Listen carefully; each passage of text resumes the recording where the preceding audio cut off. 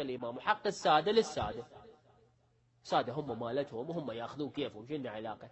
جدهم علي بن أبي طالب، قابل جدي علي بن أبي طالب، هم حقهم جزاهم حقيقة، يعني جدهم بالنتيجة من أولاد علي وفاطمة، انتهى الموضوع إلهم. شو يسوون بي؟ ما لنا علاقة بعد إحنا. مثل فد واحد يقول شيخنا أنا أنطي للسيد وراكب سيارة، وش لي علاقة أنا؟ السيد ياخذه يشتري بيه سيارة، يروح ياكل بيه، يشتري عسى ما برج، شو العلاقة؟ أنا أبري ذمتي. السيد بالنتيجة إذا ما محتاج هذا هو والله، ما لنا علاقة إحنا بالقضية. ملتفت؟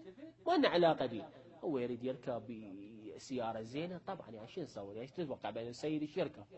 او عادة مثلا وقع مثل رجل الدين لابد بانه يرجع 30 سنة لورا، ليش عود؟ قل من حرم زينة الله التي اخرج لعباده والطيبات من الرزق، قل هي للذين امنوا. اذا الذين امنوا ما يركبون سيارات زينة، اذا الذين امنوا ما يقعدون ببيوت فخمة، منو يعني الذين كفروا؟ مفروض أنا أعطيهم حقهم وما لي علاقة أجي أتفلسف ليش أنطيهم. الله قال شو لي علاقة؟ أنطيهم إياه يذبوه يحرقوه يأكلوه، شو لي علاقة؟ وحق الإمام تأخذ إذن من المرجع أنت تتصرف فيه، ماكو مانع. هسه نجي الرئيس.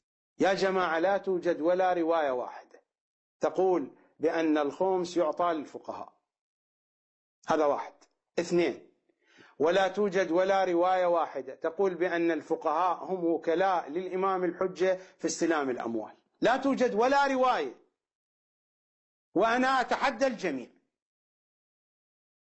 وبإمكان من يسمعني أن يتحدى الجميع أيضا، جميع فقهاء الشيعة في شرق الأرض وغربها، لا توجد ولا رواية واحدة ضعيفة أو غير ضعيفة تقول بأنه يجب على الشيعي أن يعطي الأخماس إلى الفقيه. ولا توجد رواية أيضا واحدة لا ضعيفة ولا غير ضعيفة تقول بأن الفقيه وكيل عن الإمام الحجة في استلام الأموال. وتسمية الفقهاء بأنهم وكلاء للإمام الحجة في استلام الأموال كذب وافتراء على الإمام الحجة وادعاء كاذب للوكالة.